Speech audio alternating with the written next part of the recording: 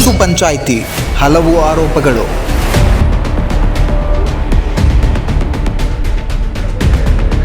ಚುನಾವಣೆಯಲ್ಲಿ ಗೆದ್ದವರೊಬ್ಬರು, ಅಧಿಕಾರ ನಡೆಸಿದವರೊಬ್ಬರು.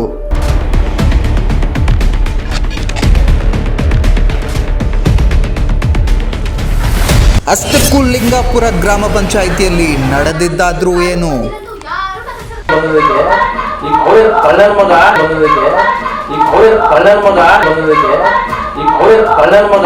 ಜನಶ್ರೀ ನ್ಯೂಸ್ಗೆ ಸ್ವಾಗತ. ನಾನು ನಿತಿನ್ ಮಂಜುನಾಥ್. ಜನರ ಮತದಿಂದ ಆಯ್ಕೆಯಾದ ಪ್ರತಿನಿಧಿಗಳ ಅಧಿಕಾರ ನಡೆಸಬೇಕಾದಂತಹ ಗ್ರಾಮ ಪಂಚಾಯಿತಿಯಲ್ಲಿ ಅಧಿಕಾರದ ನೆರಳಲ್ಲಿ ಮತ್ತೊಬ್ಬ ವ್ಯಕ್ತಿ ನಿರ್ಧಾರ ತೆಗೆದುಕೊಳ್ತಿದ್ದ ಅಂದ್ರೆ ಲಿಂಗಾಪುರ ಗ್ರಾಮ ಪಂಚಾಯಿತಿಯಲ್ಲಿ ಕೇಳಿ ಬಂದಿದ್ದಂತಹ ಆರೋಪಗಳು ಸಾಮಾನ್ಯವಾಗಿರಲಿಲ್ಲ. ಭ್ರಷ್ಟಾಚಾರದ ಆರೋಪಗಳ ಬೆನ್ನಲ್ಲೇ ಅಧಿಕಾರದ ದುರುಪಯೋಗ ಮತ್ತು ಕುಟುಂಬದ ಪ್ರಭಾವದ ಬಗ್ಗೆ ಗಂಭೀರ ಪ್ರಶ್ನೆಗಳು ಎದ್ದಿದ್ದಾವೆ. ಅಧ್ಯಕ್ಷೆಯ ಸ್ಥಾನದಲ್ಲಿ ಆಯ್ಕೆಯಾದವರು ಒಬ್ಬರು, ಆದರೆ ಪಂಚಾಯಿತಿಯಲ್ಲಿ ಪ್ರಭಾವ ಬೀರುತ್ತಿದ್ದವರು ಮತ್ತೊಬ್ಬರು ಅನ್ನುವಂತಹ ಆರೋಪ ಇದೀಗ ಕೇಳಿ ಬರ್ತಾ ಇದೆ. ಯಾರು ಆ ವ್ಯಕ್ತಿ? ಏನು ಆ ಆಡಿಯೋ? ಗ್ರಾಮ ಪಂಚಾಯಿತಿ ಕಚೇರಿಯಲ್ಲಿ ನಡೆದಿದ್ದಾದ್ರೂ ಏನು? ಫೆಬ್ರವರಿ ತಿಂಗಳ ಹಿಂದಿನ ಅವಧಿಯಲ್ಲಿ ಪಂಚಾಯಿತಿಯಲ್ಲಿ ನಡೆದಿದ್ದರ ಬಗ್ಗೆ ಇದೀಗ ನಮ್ಮ ಈ ವಿಶೇಷ ವರದಿ. ಲಿಂಗಾಪುರ ಗ್ರಾಮ ಪಂಚಾಯಿತಿಯಲ್ಲಿ ಕೇಳಿ ಬಂದಿದ್ದಂತಹ ಆರೋಪಗಳು ಸಾರ್ವಜನಿಕರಲ್ಲೇ ಚರ್ಚೆಗೆ ಕಾರಣವಾಗಿದ್ದವು. ಜನರಿಗೆ ಅಭಿವೃದ್ಧಿ ಮಾಡ್ತೇವೆ, ಉತ್ತಮ ಯೋಜನೆಗಳನ್ನ ತರ್ತೇವೆ ಎಂದು ನಂಬಿಕೆ ಮೂಡಿಸಿ ತನ್ನ ಅತ್ತಿಗೆಯನ್ನ ಚುನಾವಣೆಯಲ್ಲಿ ನಿಲ್ಲಿಸಿದ್ದ ಪರಶುರಾಮ ಅವರ ಮಾತುಗಳನ್ನ ನಂಬಿದ ಜನರು ಮತ ಹಾಕಿ ಗೆಲ್ಲಿಸಿದ್ದಾರೆ. ಆದರೆ ಇದೀಗ ಗ್ರಾಮಸ್ಥರ ಮಾತಿನ ಪ್ರಕಾರ ಫೆಬ್ರವರಿ ತಿಂಗಳ ಹಿಂದಿನ ಅವಧಿಯಲ್ಲಿ ಪಂಚಾಯಿತಿಯ ಕಾರ್ಯವೈಖರಿಯ ಬಗ್ಗೆ ಹಲವು ಅನುಮಾನಗಳು ವ್ಯಕ್ತವಾಗಿದ್ದವು.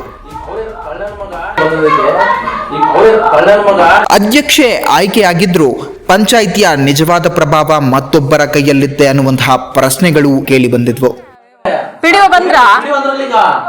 ಅಧ್ಯಕ್ಷರೇ ಇಲ್ಲಿ ಅರ್ಧ ವಾಲು ಈ ಕಡೆ ತಿರುಗಿ ಬೇರೆ ಕಡೆ ತಿರುಗಿದಾನೆ, ನೀರ್ ಹೆಂಗ್ ಬರ್ತದೆ ಟ್ಯಾಂಕಿಗೆ? ಅಧ್ಯಕ್ಷರೇ ಇಲ್ಲಿ ಅರ್ಧ ವಾಲು ಈ ಕಡೆ ತಿರುಗಿ ಬೇರೆ ಕಡೆ ತಿರುಗಿದಾನೆ, ನೀರ್ ಹೆಂಗ್ ಬರ್ತದೆ ಟ್ಯಾಂಕಿಗೆ? ಅಧ್ಯಕ್ಷರೇ ಇಲ್ಲಿ ಅರ್ಧ ವಾಲು ಈ ಕಡೆ ತಿರುಗಿ ಬೇರೆ ಕಡೆ ತಿರುಗಿದಾನೆ, ನೀರ್ ಹೆಂಗ್ ಬರ್ತದೆ ಟ್ಯಾಂಕಿಗೆ? ಅಷ್ಟೇ ಅಲ್ಲ, ಗ್ರಾಮ ಪಂಚಾಯಿತಿ ಕಚೇರಿಯಲ್ಲೇ ಕುಳಿತು ಅಧ್ಯಕ್ಷರಂತೆ ನಡೆದುಕೊಳ್ಳುವಂತಹ ದೃಶ್ಯಗಳು ಕೂಡ ಹಲವು ಪ್ರಶ್ನೆಗಳನ್ನ ಹುಟ್ಟು ಹಾಕಿದ್ವು. ಇದನ್ನ ನೋಡಿದ ಜನರಲ್ಲಿ ಒಂದೇ ಪ್ರಶ್ನೆ ಮೂಡಿತ್ತು: ಚುನಾವಣೆಯಲ್ಲಿ ಗೆದ್ದವರ್ಯಾರು? ಅಧಿಕಾರ ಚಲಾಯಿಸಿದ್ದವರ್ಯಾರು?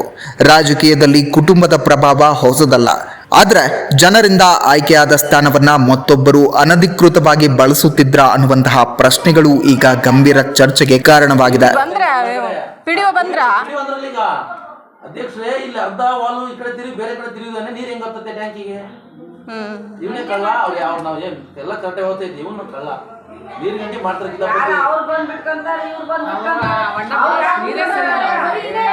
ಅವತ್ತು ಚೆಕಿಂಗ್ ಬಂದಿರು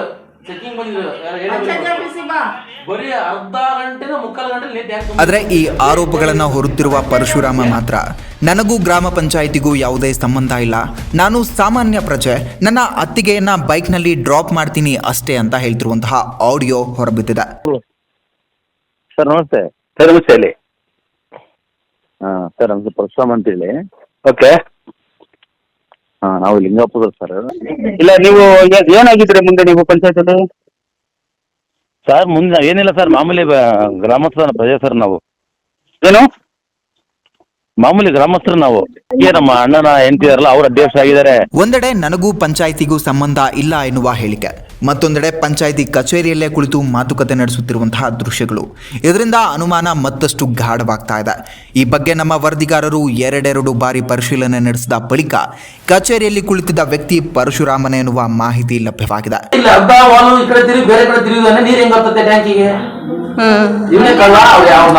ಎಲ್ಲ ಕರೆಕ್ಟ್ ಹೋಗ್ತೈತಿ, ಇವನು ಕಳ್ಳ. ನೀರ್ ಗಂಟೆ ಮಾಡ್ತಾರೆ.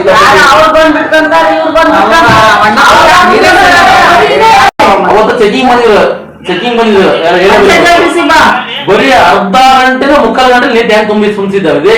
ಇದಕ್ಕಿಂತಲೂ ಗಂಭೀರವಾದಂತಹ ವಿಚಾರವೇನೆಂದ್ರೆ, ಆಗಿನ ಸಮಯದಲ್ಲಿದ್ದಂತಹ PDO ಧರ್ಮಪ್ಪ ಅವರು ಪರಶುರಾಮನನ್ನ ಅಧ್ಯಕ್ಷರೇ ಅಂತ ಸಂಬೋಧಿಸುತ್ತಿರುವಂತಹ ವಿಡಿಯೋ ಲಭ್ಯವಾಗಿದೆ.